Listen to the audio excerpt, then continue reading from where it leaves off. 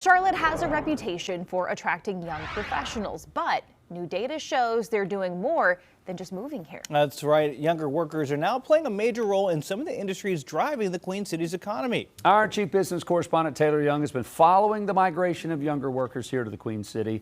This is really, Taylor, more than just population growth, right? Yeah, so when you look at Charlotte's workforce, this age group makes up a major piece of it. So the Charlotte Regional Business Alliance found that people ages between 25 and 34 make up about 17% of Mecklenburg County's population.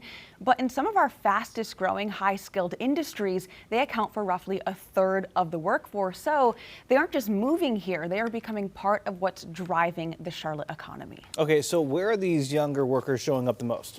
Yeah, so they are really spread out across some of our biggest industries here. So the Charlotte Regional Business Alliance, the data, it shows that more than a third of our data scientists and marketing specialists are between 25 and 34 years old. It's also about the same for financial and investment analysts, and nearly a third of software developers also fall into that age group too. So we are seeing this across tech, finance, and marketing, not just one corner of Charlotte's workforce. And keep in mind, these are generally high-paying jobs that are still a pretty valuable group of workers for the city to have. Okay, that makes sense. So bigger picture, what kind of impact does this have on does the younger workforce have, I should say? So I think that there are a couple advantages for this. So younger workers tend to give companies a longer pipeline of talent, especially in tech or in finance when these skills and technology is constantly changing. And for Charlotte specifically, there's also an economic impact here. I mean, these are people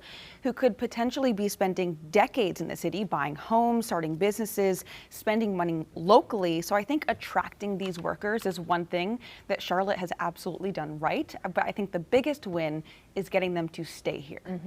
All right, so do you see any downside to this with so much of the workforce kind of focused on the younger generation? Yeah, I think that the lack of experience would be kind of one of the biggest challenges that kind of stand out, because the younger workforce can mean fewer people with decades of that institutional knowledge, especially as we see the older wave of workers starting to retire. But I do think that there's an opportunity here for companies, if they pair that younger talent with the more experienced workers. I mean, those two can work together and pass down that knowledge before we see the next generation retire.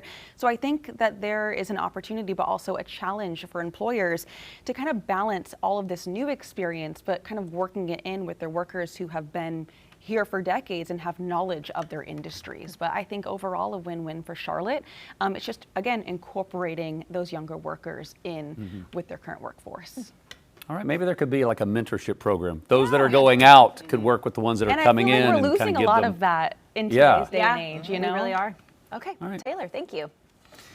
Queen City News Plus. Just search Queen City News on your smart TV's app store.